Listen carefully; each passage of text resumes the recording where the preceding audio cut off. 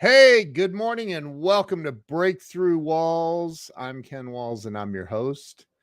And today, I don't even know how to say this. This guy that I have on, Damian Boudreaux, is going to blow your mind. He is a mentor of mine. He is a really, really good friend of mine. As I stated in my post last night, he's sort of a secret weapon. And you're going to understand what I'm talking about here in just a little bit. Stay with us. Make sure you share this out. Please share this out. But stay with us and get ready to have your life changed if you're ready for it. I'll be right back here in just a second with my buddy Damian Boudreaux.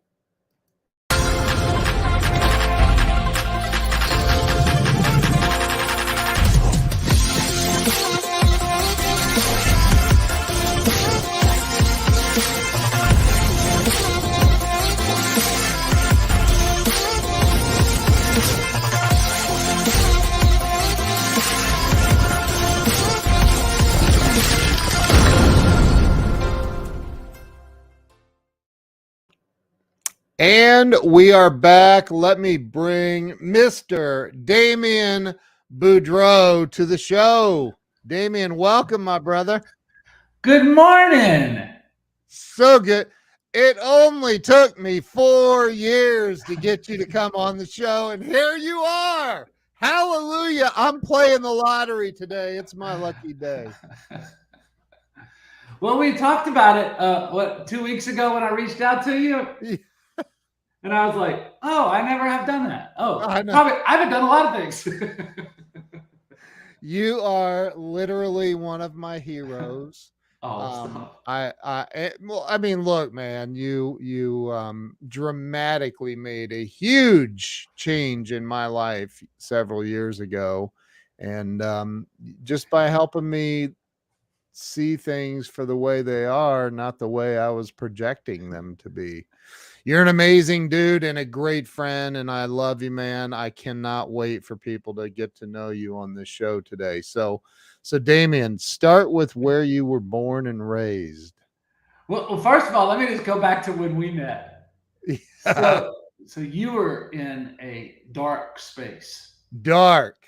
And you had been trapped in your yesterdays as if they were your moments now. Yes. And they were messing up your future. And my now. And your now. Well, Yeah. Yeah. And of course, your energies, because of where you were emotionally, spiritually, in the quantum physics, in the quantum energy, because you had those energies, you decided to have those feelings associated with it. Yeah. So I don't remember how long our first conversation was. I do remember it because I felt it when it happened. And I guess it was about 30 minutes in the call. You were like, holy shit. Dude, I tell the story all the time because I remember it clearly when you said, I'm going to try to imitate you with your Louisiana accent. You said, hey, tell me a couple of good things about you. And I said, I think I came up with one. And you were like, oh, there's more than that. I want you to write down 60 positive I am statements that are all adjectives. They can't be adverbs. And if you don't know the difference, Google it. And I'll never forget that. And I said, okay. And I said, and you said, and don't call me back until you've texted me a picture of what you wrote down. And I said, no problem. I'll talk to you in an hour. And I got to 17 of them.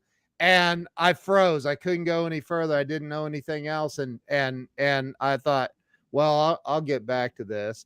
2 weeks later, you called me and you said, hey, I haven't heard from you. And I'm like, oh yeah, I've been busy and all the anyway, dude, you are on a different level. And I can't, again, I want people, because it changed my life. It changed my life forever.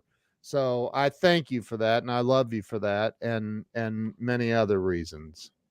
Yeah. Well, you know, the work is transformational, right? The goal is to teachers and gurus and speakers all tend to think, I'll teach these 5 pillars, these 4 things, right?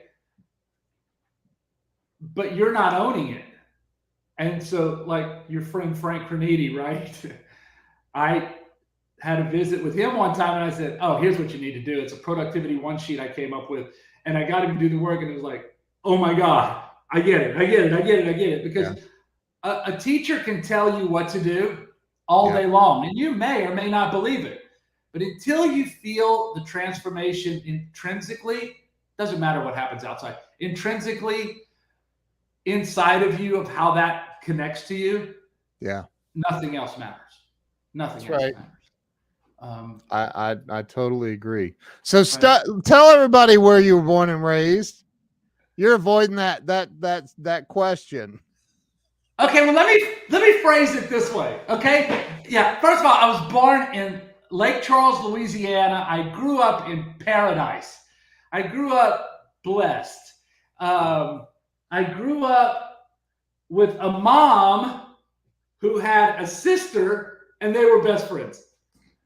So they were best friends. So we got to watch siblings love each other, right? And my dad worked with my uncle.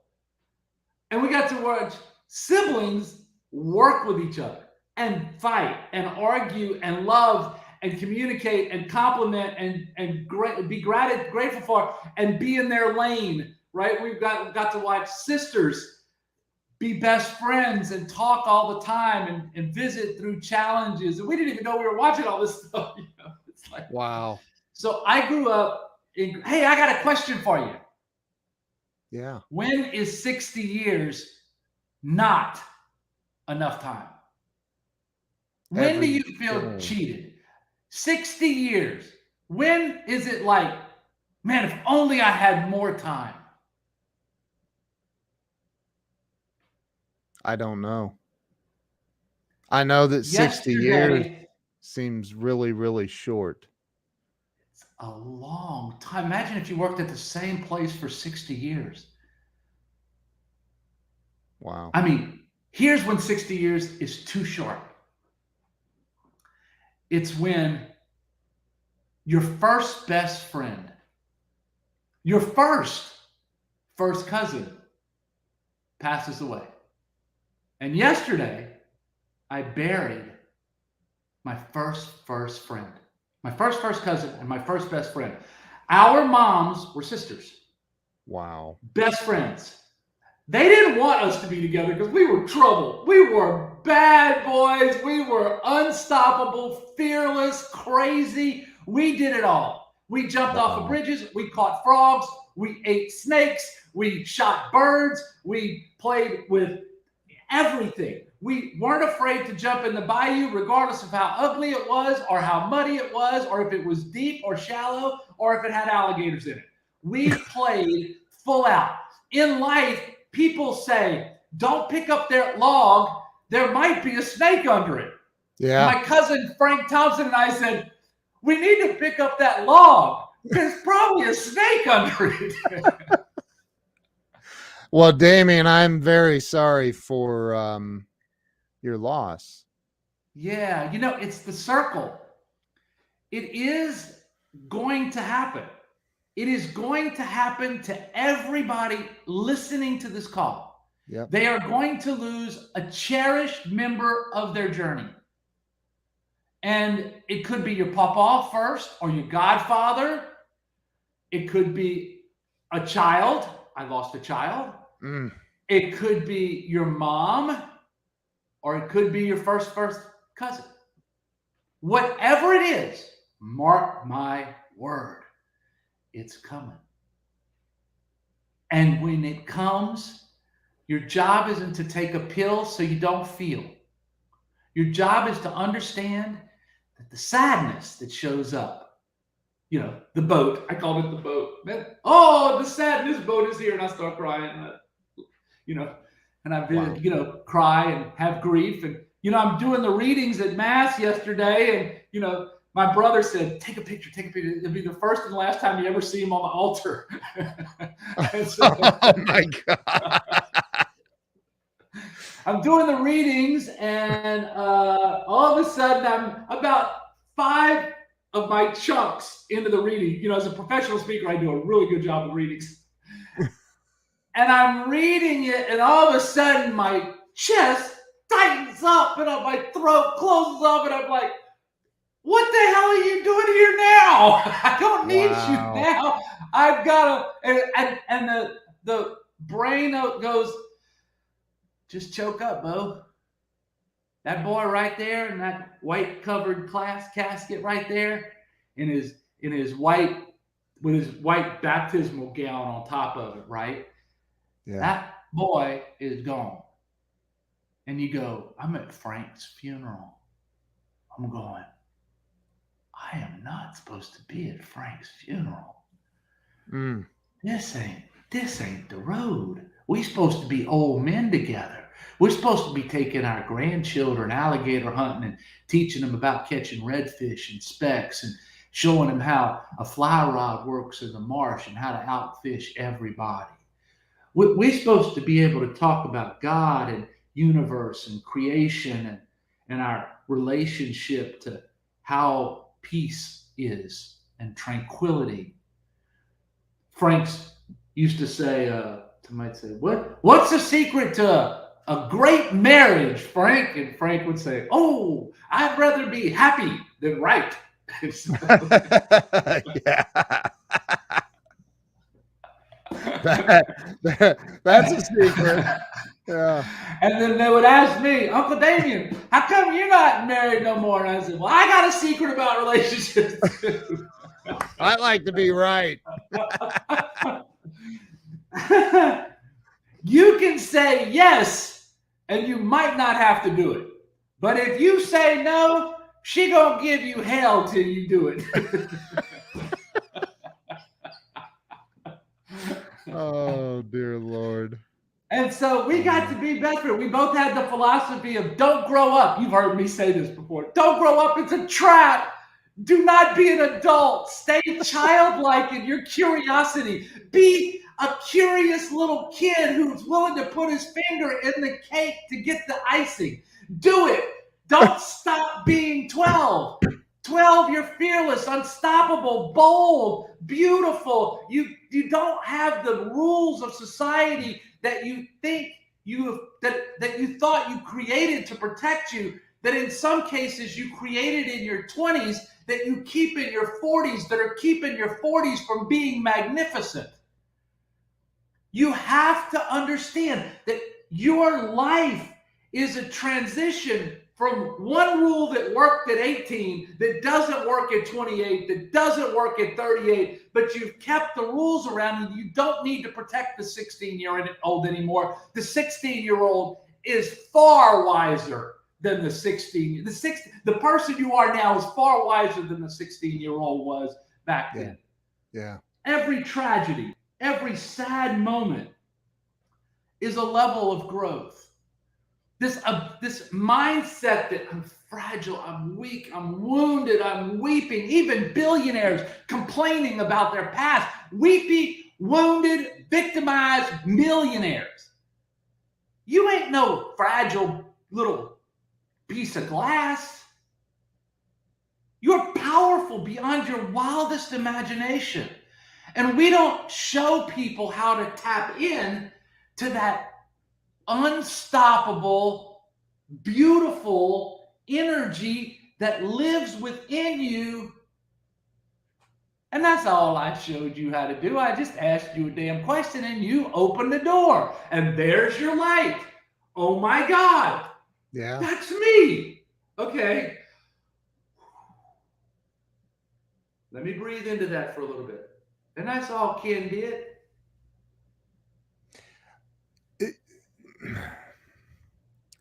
First, wow, you just covered a lot. I don't even know what to say.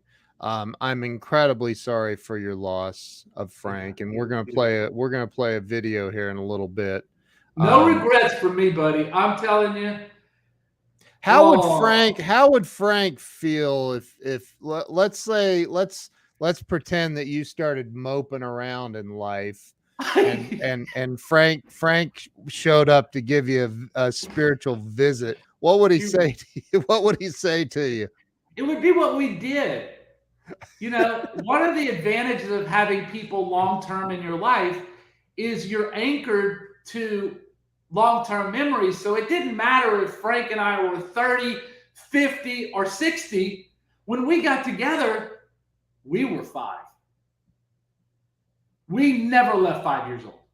That's awesome. Our children, both of our family, my kids and his kids, both say, it is so fun when y'all are to get together. I'm telling you, I wish I could capture that energy that you two have. Wow. When Andy died, when my daughter died, and was that 7 years that you've heard me talk about, the magical misery tour, I called it. The magical misery tour is coming to take you away, right? Yeah. So 7 years I'm on this magical misery tour. And Frank and I met often during those demon horrific times that turned out to be the greatest 7 years of my life, right? And when you can be fond of your demons and fond of the events that were marked as the worst moments of your life. And the only way to do that, right? And so there are people who have faced tragedy and then they hide from the tragedy, right? They don't look at the past anymore. They think, oh, I got through that. They say time will heal all wounds, but yeah, time will make you forget about what the wound felt like, but time does not heal the wound. What heals the wound is when you get on the other side.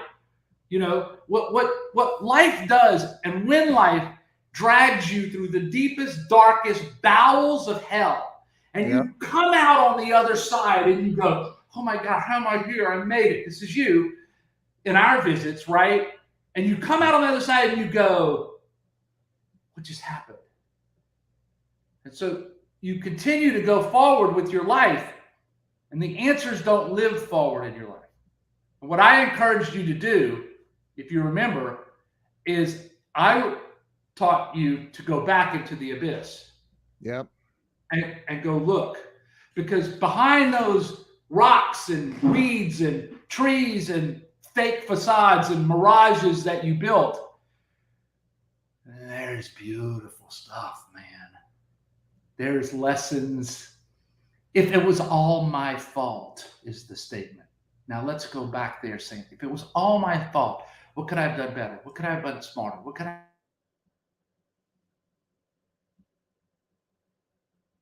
Uh-oh. I think we may have lost Damian. Wow. That sucks. Can you guys still hear me? Can you hear me? I don't know what happened. His computer died, maybe. I don't know what just happened. Okay. Well, that sucks. Wow. Let me give me oh, there he's gone. Daggone it.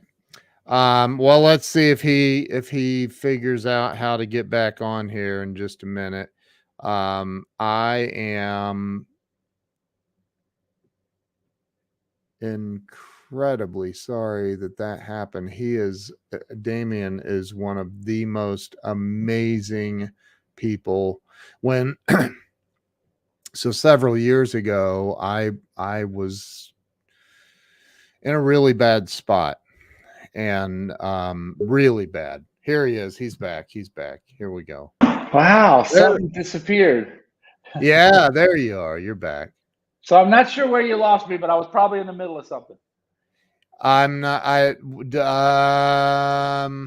You were talking about being in the abyss, me being in the abyss and coming through the other side. Can you hear me? Yeah, and being in the abyss. Yeah, I can hear you. Can you hear me? Okay. Yep. Yeah, Yeah, if it happens again, you might as well play the video. Yeah, right. I was just getting ready. I was telling them about when we met, but go ahead. Right. So in the abyss is where the gold is. In the abyss is where the platinum and the flowers and the beauty of life. And when you go back in and you look at all the things that you left behind and you lost, and you come back out on the other side, Yeah. now you can go, okay, what did I learn? What else did I learn? What else did I learn? What else did I learn? What else did I learn? What else did I learn? What else did I learn? How do I help? How do I share? How do I give? How do I translate that? How do I find a way for people to see that without having to go into the abyss, right? Yeah. Because Yeah. I don't recommend the abyss, right? But that is the No. beauty of life. Everybody has tragedies. So the tragedy of losing Frank is a blessing. There's no good and no bad. It's all one. Everybody wants to pick sides though. That's really bad. There's no bad. It's really good. There's really no good. Everything is. So you grew up in Lake Charles, and which we know somebody else that grew up in Lake Charles. Yeah, Grant grew up in Lake Charles. I've known him Yeah. for over 40 years. Wow. Did you go to college? Yeah, you know it takes 2 semesters to fail out of college, right? Does it? Yeah, I got a 0.2 the first time, 0.02. It turns out that if there's a party the night before, the professor does not believe it's okay to miss the class the next day.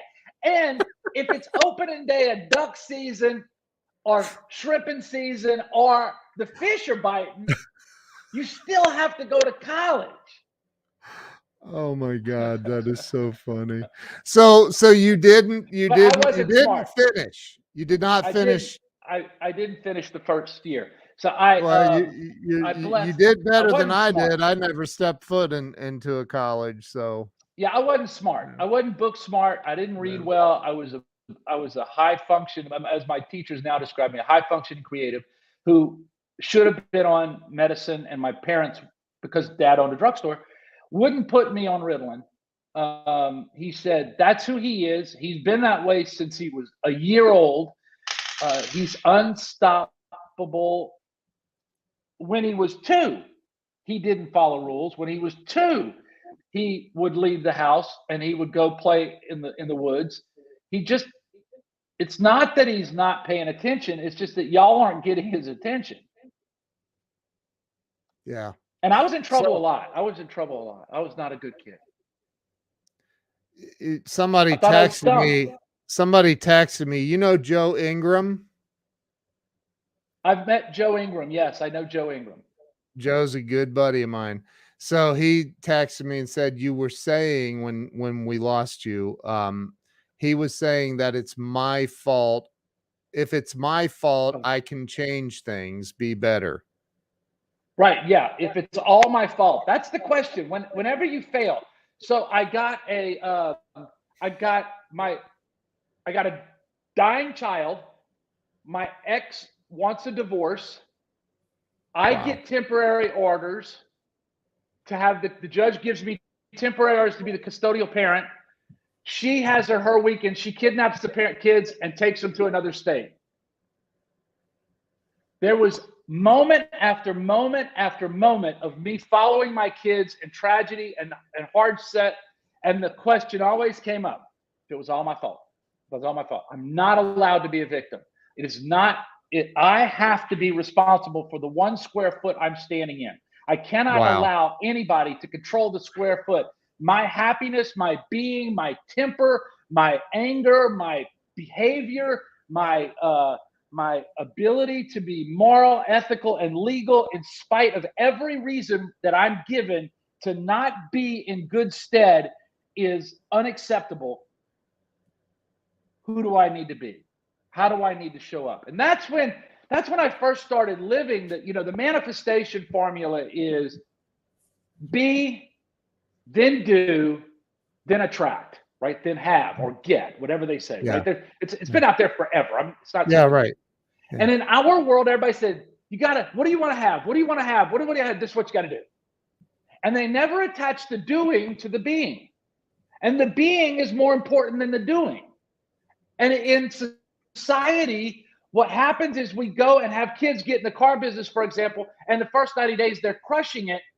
And then all of a sudden they can't sell anything. And they say, well, they got smart. They got their dealer's license. They quit listening. They quit doing it. And that's not what happened.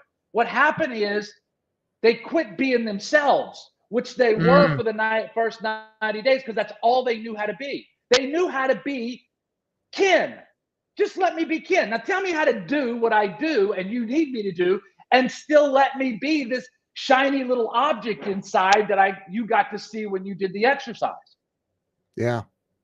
And when we let people be before they do, now they're congruent and authentic and real and don't need to be fake, and will not be seduced into doing something that doesn't fit their values of their highest being. Let me ask you a question. I want to back up just a little bit, because you're talking about taking, and I love this, and you know I love this, taking responsibility for your life, for everything in it. But my question for you is, and I knew that your daughter had passed away. How do you? I can't. I have 2 daughters, and you know that. Right. How do you? I can't wrap my brain around that, man. I can't. Like, how do you? You can't take responsibility for that. Yeah. Well, it was easy for me. It was easy. Because when you have a disabled child, when you have a child who is lost in the moment of making a decision to end their life, or is mad at you and takes off in the car and gets in a fatal wreck, or has an accident that is fatal, that might not be death, but she loses her legs. Right? Well, when you have something, you look for somebody to blame. Early in my life, I look for the blame. Who do I blame? Well, maybe it's I grew up in Louisiana and they got the chemical plants. Maybe it's I went to Houston and we stayed in this place and it had mold. Maybe we did this. Maybe it was that. Maybe this. And we find out we have a genetic disorder. Well, what causes genetic disorders? Well, she finds out she has an unbalanced translocation of the 7th and 10th chromosome. What the hell causes that? Who do we blame? Well, first of all, the doctors did incredible stuff wrong. They made a mistake after they sent her home to die. I mean, it was 2 pounds, 9 ounces. She was in the hospital for, imagine being in the hospital for 900 days. And of that, maybe 400 of those days are in ICU. Oh my God. And so you're constantly battling. So having money is not important, right? Because you ain't gonna have none. Whose fault is it, Ken? So we do a genetic test on the mama, and she's normal. And we do a genetics test on the daddy, and he's got a balanced translocation of the 7th and 10th chromosome. So you know whose fault it is? My daughter is sick and dying and painful and struggling and unknowing and gonna die. So she can't die. So I got to be heroic, because if she dies, I killed her. Carry that weight. And you were so unrational. You were so unrational. Is that even a word? My mama is looking from heaven going, hey, mom, the editor, right? I'm so irrational. I'm so out of reality. Yeah. She gonna live. Y'all gonna do whatever it takes. I'm gonna stand right freaking here.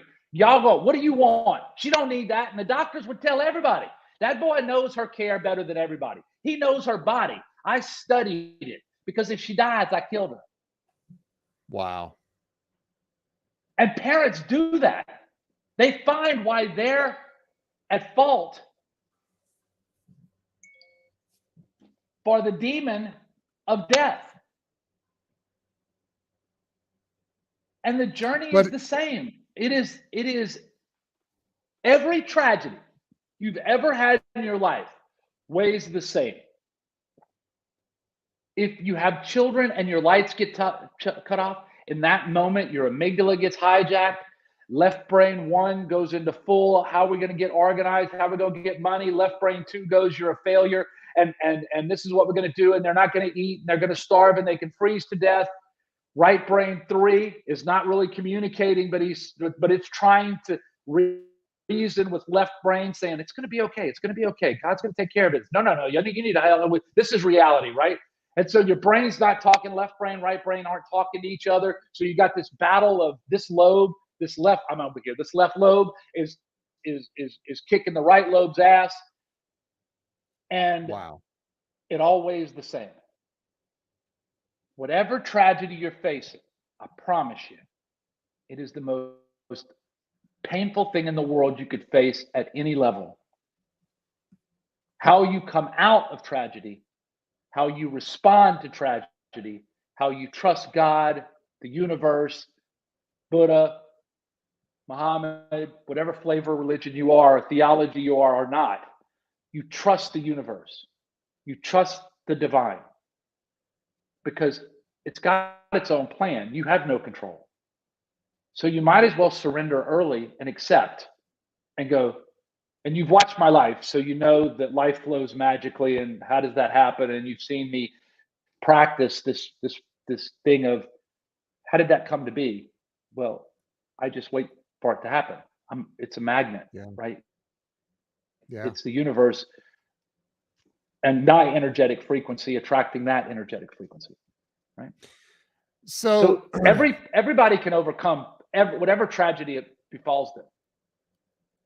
Well, let me ask you this, and I mean, we're here at this subject. We just skipped pretty much your entire life, and now we're in the now. I'm kidding.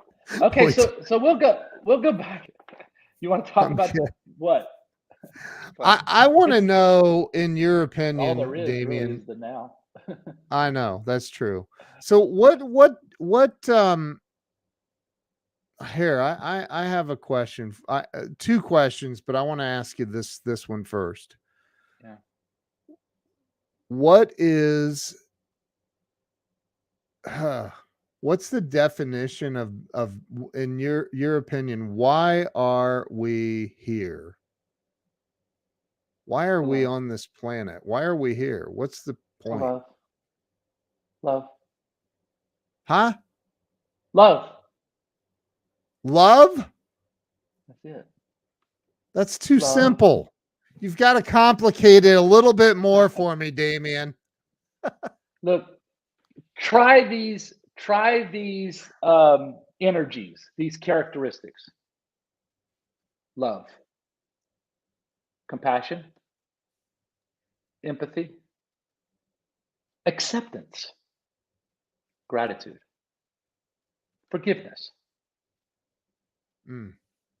When you are those words, and there's probably 5 or 4 I could add to it, right? When you are those 6 words, and you can be at peace with those 6 words, that's success. Success is peace of mind. Success is peace of spirit. Success is peace of worthiness. Not because I have to be impressive, but because with no effort at all, I am intrinsically who I am. And your perspective of that means absolutely nothing to me. I would hope that it inspires you. But if I'm altered by the perception of others to become something that they want, now I'm incongruent. Now I'm out of integrity with the vision of this. Now, if what they want is in line with my vision, in line with my characteristics, and the truth is intrinsically, we're all the same. Shh, don't tell everybody on the other side. That is so funny. What about the other side is not? Why do we all run around? And I mean, I look, I love having money and what it can do for me and my family, and I love, but it seems like we are all trying to get to that next financial level Oh of yeah, that's how people keep score to show each other how much they have. And yeah, money's important, and abundance is more important, because abundance means, yes, I have money and I have happiness and I have great relationships with my children, which means I've got incredible relationships with their children, which is more important than them right now. Right? oh jeez, that's funny. And I've got great relationship with my siblings. As my mom passed and we worked through some things that we didn't realize lived under the currents of these 7 humans that I grew up with, right? That are all brilliant and very impressive people, right? Very smart, very impressive. If you're trying to look impressive in my family and trying to outrun one of them, you're going to get your ass handed to, because there's some impressive people in my family, right? And then all of a sudden, some things like, well, the ability to communicate and express your vulnerabilities and apologize. Yeah, I had to apologize to one of my brothers because I didn't realize, but the human that I was when I was younger was not a good human. I was mean. I didn't give a shit about him. Now, my 2 youngest siblings said, we loved you, you were our protector. Nobody messed with us. Anytime somebody came, you were Damian's little sister, nobody messed with you, because they were afraid of you. Right? But I didn't do that for Douglas and Claire. For some reason, Douglas and Claire didn't get that Damian. They got the bully Damian, not the protector Damian. Believe me, the characteristics and qualities of both animals are the same. Yeah. The application is different. One's in love, one's in attack. Wow. So, wow. yeah, go ahead. Well, so yeah. you're so everybody walking the planet has both of these sides. Is that what you're saying? The loving, yes. protecting, and the bully. We're all good and we're all bad. Understanding you're good is just as important as understanding. I'll never forget. I was in Hawaii. I used to work in Hawaii for a bunch of dealer groups, and I would go there. And one of the CFOs of Duluth's Automotive Group, the Toyota store in Big Island, was a Buddhist. And I am thrilled with theology. I can't wait to go see Ali again and go to the mosque and go, okay, let's learn, right? I love learning about Sufism and Quakerism, and I love diving into, when Grant first got into Scientology, I jumped into Scientology, right? I love learning the things. Does it fit? Does it energetically connect with me? Yes or no? Right. Buddhism really connected with me, right? In really cool ways, because it talked about that yin and that yang. And I'll never forget, I'm in the Buddhist temple, and we're in this sand pile. I called it, we get to go in the sand pile. He said, it's not a sand pile. I said, sure, it's a sand pile. I grew up next to the park. It's just like this. And so we would sit down and we'd play, we'd talk, and then he goes, he showed me a picture of what at the time looked like 2 fish going in a circle, right? You've seen the white fish and the black fish, and is the white fish eating the black fish, or the black fish eating? Who's going to win? The duality of one has to conquer the other, right? And he said, who's going to win? And I said, I don't know. I want the white to win. I said, okay, so the white wins. The good wins. What do you have? You have no measure of bad. There is no all good. There truly is no all bad. The picture of the 2 fish is the dance of our life. Measuring awareness, the contrast of good and bad, accepting that where somebody is that you perceive now in our society, they're bad. It's not bad for them. It just doesn't work for you. And your judgment of making them wrong for their belief system, what I call the BS, their belief system is just you limiting your beliefs that there are many colors between white and black. There Wow. are millions of colors and shades. Michelangelo did not paint the Sistine Chapel with 2 colors. He didn't paint it with 60 colors. He had thousands of colors in that brain of his, and he knew how to bring those colors together, how to put the oranges and the yellows around the sides. So when he put it right in the middle, it sucked your eyes to the center of the chapel. Day one, let there be light. But your eyes were sucked to it because there weren't 2 colors. It was many colors. Mm. And that is the goal of our life, to accept that where people see is perfect for where they are.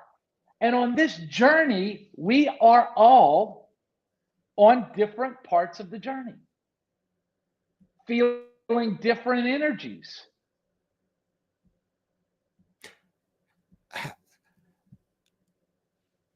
Okay, so in everyone, we all have some sort of a deep desire of something that we want to accomplish while we're here on this planet. Am I right or Maybe, wrong? maybe. I have friends that I grew up with who grew up in abundance and will have abundance forever, whose next level is the next concert they can go to and the next high they can get to, and that's perfect. That's Yeah. just exactly where they are. They have no aspiration for the appearance of improving the planet. As a matter of fact, that's government's job, and they have that. That's, they believe that their job is to exist and be happy in this journey. They might want LSU to win, and they might Yeah. cheer for LSU, and they will go for the game, but they will go whether LSU is 0-11 or 11-0. Wow. So you don't think everybody's here with a purpose? I think if you find your purpose, this journey is a lot more fulfilling. You have to find your purpose. You have to Mm, have intentionality of a clear, compelling drive. And that might be intrinsically spiritual, emotional, energetically, where I live. It could yeah. be extrinsically, the car, the boat, the house, the debt free, the plane, the whatever the piece of property, the farm, sustainable living, whatever it is, you believe where you believe. And Yeah. neither, again, both are right.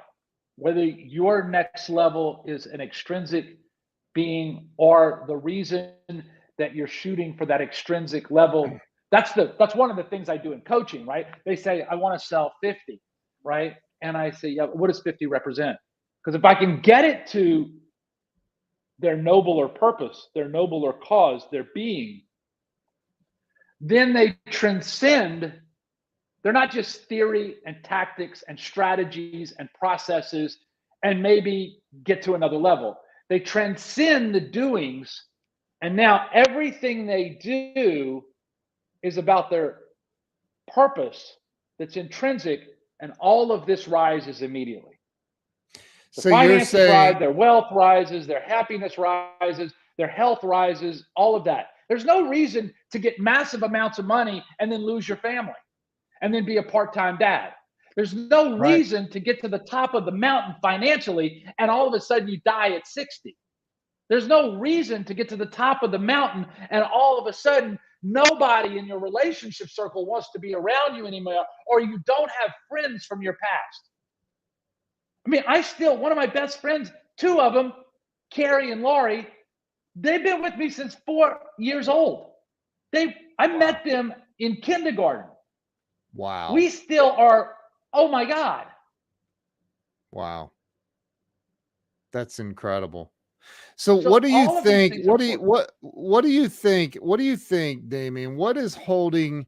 And listen, I and you and I have had very, very long and very deep conversations. And I remember thinking just about in every conversation, good Lord, I wish this was live right now so other people could benefit from this.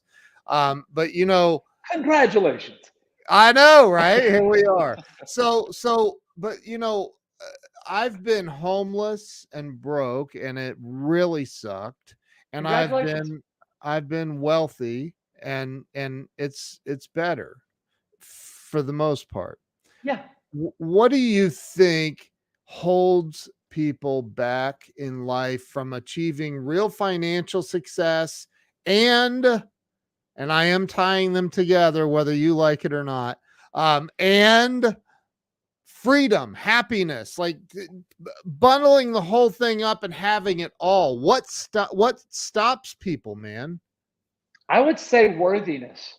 I would say the belief that they deserve peace, deserve abundance, deserve money. Early in my journey, I would get to some success level and then I would hit the sabotage button and Yep. blow it up. And there Yep. it goes. And it was almost like, well, you don't belong here. What are you doing here? You're a backwoods idiot from Louisiana. You grew up poor.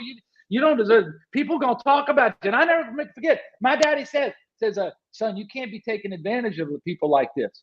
And I said, Daddy, they Right. driving from Louisiana. I'm giving them everything they want. They all know me. I promise you, they're getting a better deal in Texas than they are in Louisiana. They're just the reason I'm making so much money is because I do something they don't do in Louisiana, which is treat them like friends. Yeah. Yeah. And I didn't, I was told I wasn't worthy to make that much money. I mean, I don't have a college degree. I'm not supposed to make that kind of money. First time you make $16,000, the first time you make $32,000, the first time you make $60,000, $54,000, specific milestones in my life. And you go, oh my God, I don't deserve this. And to this day, I make money and I go, it's just money. It's all replaceable. You can take it all away from me. I'm still Damian. I'm gonna be just fine. Now you can't take it all from me, but it's okay. I'm gonna be perfectly fine. Now, how do I help people? See, the living out of your car is the gift. Because in that journey, Yep. you were forced to look in your mirror. You were Amen. forced to feel neglected. Every one of us on this journey who've had events or demons or traumas, that's the gold. You know, That's the beauty. That's what you're hoping for, is to go I back have to the gold. along these lines that you're talking about, it reminds me of my friend Rami Al-Batrawi, who lives in Hollywood Hills. He's a billionaire. And here's the interesting thing about Rami. Dude, you'd love Rami. Rami's been homeless, living on the streets of LA multiple times. He's lost everything, literally the private jet, the Rolls Royce, everything. He lost it all and regained it all because he does not give a rat's rear end about the stuff. He doesn't care. He's like, I'll put it all on the line. I don't care. He really doesn't. Yeah, my dad had a friend like that in Lake Charles. His name was E.C. Hunt. And E.C., man, I tell you, he'd be worth $1 million and he'd be worth negative $1 million. He'd be worth $1 million and he was the funnest guy to listen. Just money, I'll make it back. I'll find some deal. And he was a genius, and everybody loved EC. And and he was so funny. He goes up. He told the city of Lake Charles buried a capsule. Right, 50 years from now, we're gonna open this capsule up and see what we had. Lake Charles's history 50 years ago. And they open up the capsule. And it's a check for $1 million from E.C. Hunt, who's been dead for 35 years. Oh my God. Oh, that's funny, man. But he Holy had crap. no fear of losing everything, He wasn't protected. It was just a game to him. It was just let's play. Right now, he wasn't the wisest guy on the planet, but he was adventurous and bold, and he followed his heart. And look, he had a tribe of people around him, like Dr. White, Jimmy White, Dad. I mean, he had people around him who they respected EC. Yeah. And the governor would come see EC. I mean, everybody you knew he wasn't going to be down long, and you didn't know why or how. Yeah. But he would figure out, the whole park, there's a pre-inlaid park. That's all Yeah. his land. He donated all of that beautiful park Wow. at the end of his life, in Wow. between losing it all and getting it all. What do you, if you could give everybody that listens to this, everybody listening right now, in the future, on the replay, if you could give them 2 minutes of the best advice you would ever offer to anyone, what would that be? What would you say to everybody listening right now? The secret to happiness and success is? I would say figure out your purpose. Dream huge when it comes to it. Know your mission, your vision, and then once you know where you're going and why, figure out who you are at your best. That person has a better chance of getting there than the person who believes they're not, or is trapped in the demons of disbelief and lack of confidence.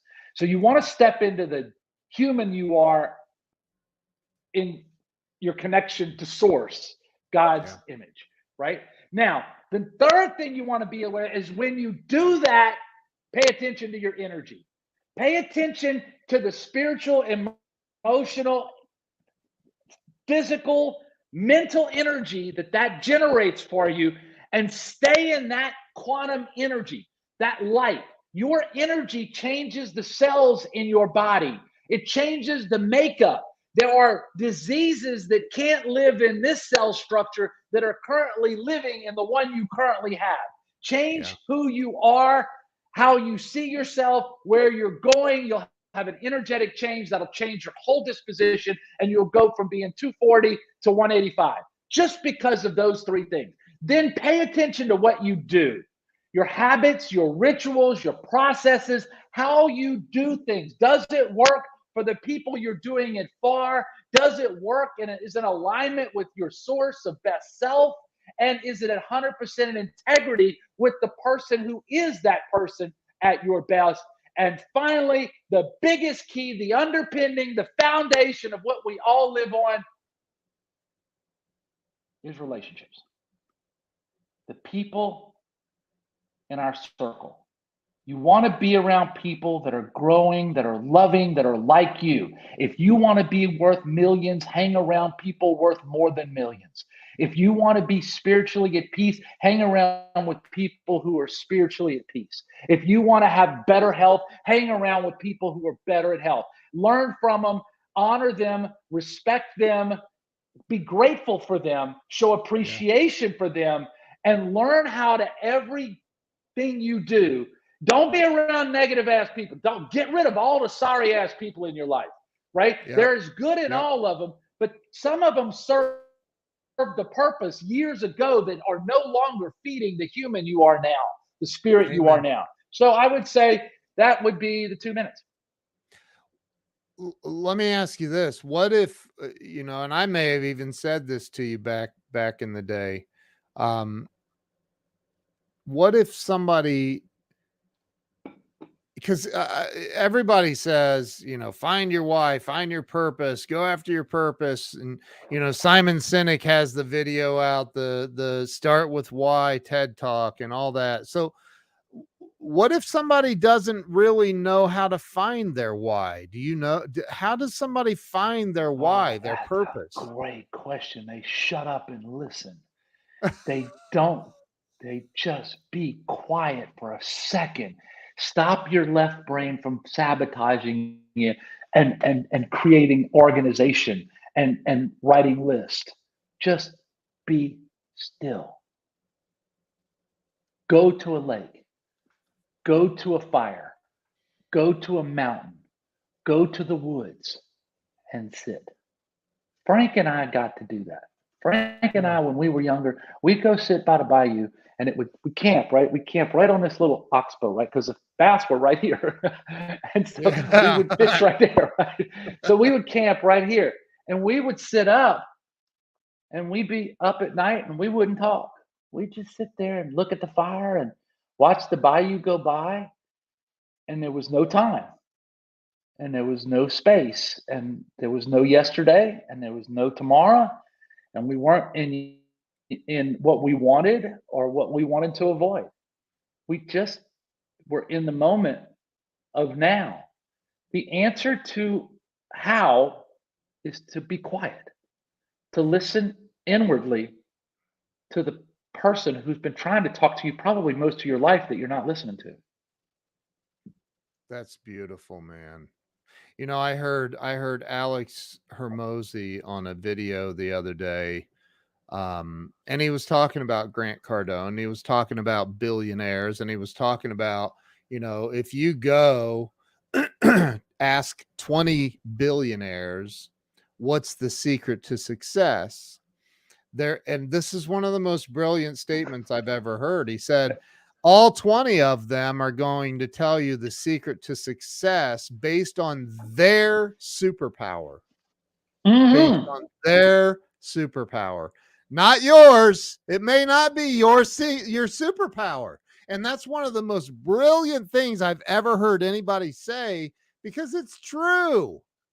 Yeah. And I can tell you, I've watched Grant for longer than anybody, probably, except maybe his brothers, right? And the people who he grew up with, right? And I can tell you, you might like Grant, you might not like Grant. You might hate Grant, you might love Grant. Doesn't matter. I have watched that boy my whole life. I've made the joke. If Grant says he's going to move that building, we can't move a building. My recommendation is just move out the way, because the building is going to move. I don't know how it's going to move. I don't know how that bastard does it, but it's going to move. But here's his superpowers. He is the hungriest learner in my earliest life that I watched professionally. He was watching videos, he was reading books, he was practicing, he was studying. And people think, well, you know, he's changed. He ain't changed. He is the same hungry. You know, I made the joke about Grant. He doesn't want all the land. He just wants the land next to his, right? and he's brilliant. He is viciously independent. Yeah. He understands how he thinks. He's charismatic, more charisma in his finger than I got in 12 of my bodies compressed into one. Love him. Love what he does. Now, I don't see eye to eye with a lot of things that he does or is, but that's okay. That's perfect. He doesn't understand me probably at all, but that's okay. We can have respect for each other based on the fact that our journey started in the same hometown, drinking the same water. He had tragedies early. I had them later. He overcame his demons. He looked in the mirror. He had to put his jacket on and gut up. He faced failure over and over again and pulls it out and goes, I got this shit. Yep. In a way only Grant could do for Grant. And then he has this ability to communicate where you believe you could move the mountain. Yes. And you can't. So quit fucking. No, oh my God. Oh, that's funny. Yes, you can. Don't listen to this man. He's brilliant. He's a good guy, and I've always had a lot of respect for him. And but you teach the same thing, Damian. He's inspired me, right? You teach the same thing, bro. I'm sorry, but you do, and because you wake people up to who they are. Yeah, he does the same thing. Right, and we do it different. But I respect him. I love who he is. I will always tell people, you know, you can hate all in him, but you should listen to him while you hate him. That's true. That's true.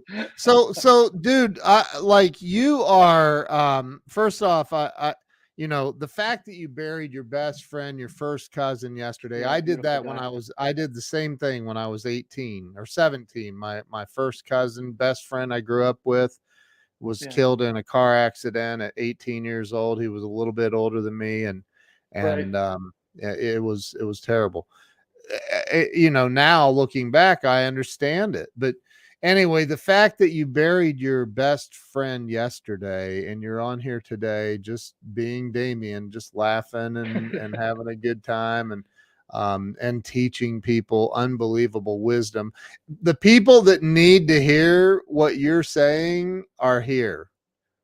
They're I love here. them. And I love and you. and they're this what a lot of what you say, I can promise you, and you already know this too, it goes right over the heads of a lot of people because they're just not ready to hear it.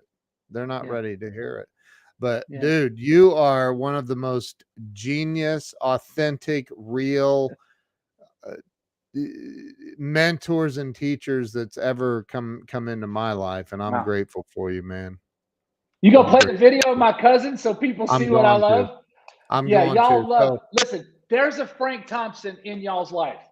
My request is that you reach out to the 6 or 5 Frank Thompsons in your life that you grew up with that you might have not talked to in 50 years, and to call them and talk about their favorite subject themselves.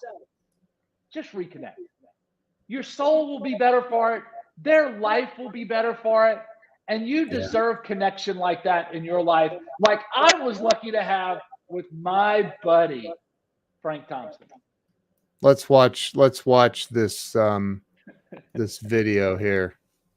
Here we go. I'm gonna mute my mic so we don't get On any this feedback. site in 1897, nothing happened.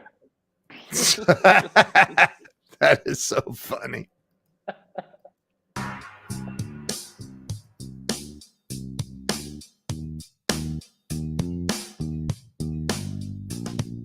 Welcome to my studio.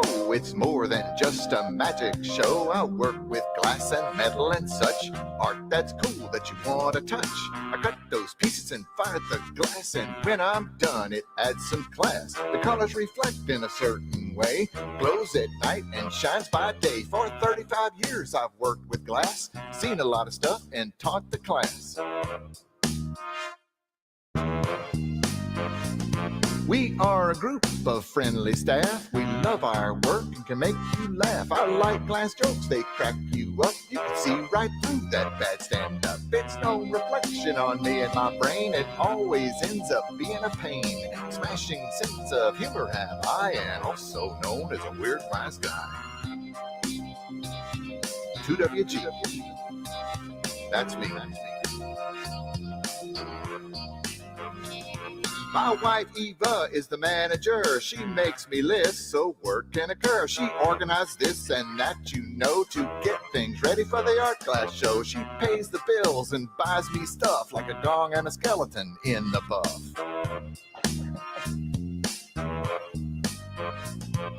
Esther is the apprentice girl. She helps make art and does a twirl. Pics of pieces she posts online. Pinterest stuff can take up time. She cleans my mess and sweeps the floor, and at the end of the day she photographs more.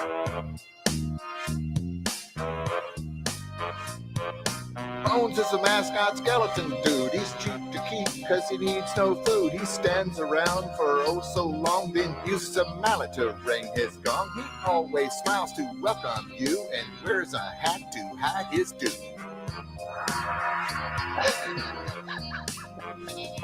We travel in the big Van Gogh, going to the Gulf of Mexico. East Coast, West Coast, and in between. Just get up and go with a little caffeine. We have to go on a long travel run, so why don't we have some fun? We find these shows applying on Zap. Pay those fees, give the mouse a tap. Sometimes you win and some you lose. Not invited can cause the blues. We go to the show and set up tent. We work for hours until I'm spent. We sell our art from morning to night, then go out to eat and that's all right. We stay the night in a grand hotel, then wake up refreshed and feeling swell. Eva and me, we say hello, and sometimes win that best of show.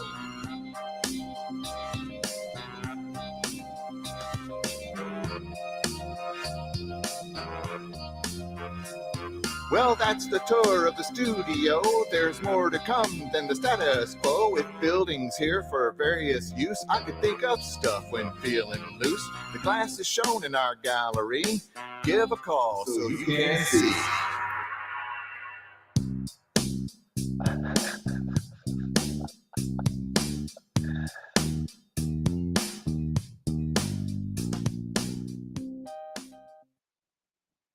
My buddy. Wow. Wow. That's my cousin. That's amazing, man. We loved each other more than you can imagine, and our kids loved each other because we loved each other, because our moms loved each other. So love is 3 generations deep. Our parents, us, our children. It's all about love. Yeah. It really is. Huh. Seems like I said that earlier. I know you did. You did. My buddy Steve Rizzo that I'm doing the Sunday night show with now. That's the entire theme of his book, Conversations with Bob, which you should read. You would love it because it's funny, man. Steve Rizzo's. I don't read good. Is it on Audible? Not yet. I literally talked to him yesterday. Steve used to have a special on Showtime. He worked with Rodney Dangerfield. Wow. He's a big deal. Man. I wish I could read it.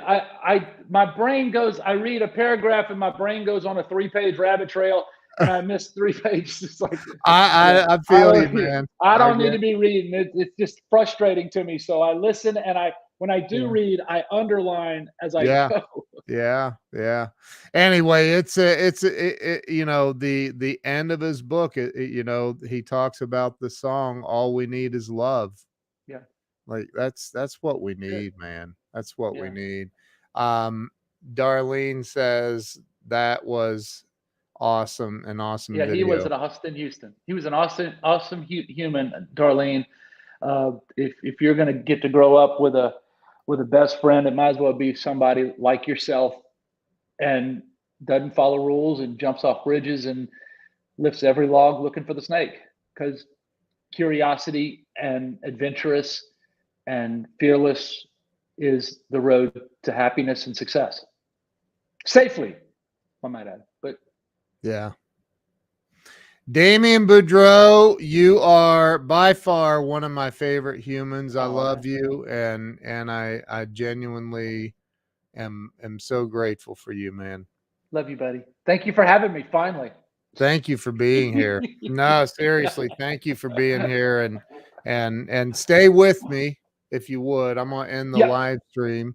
But everybody who's watched and shared this out, thank you all. Every single one of you. I love you all. I appreciate you. And I know Damian appreciates you as well. So thank you. See you guys later.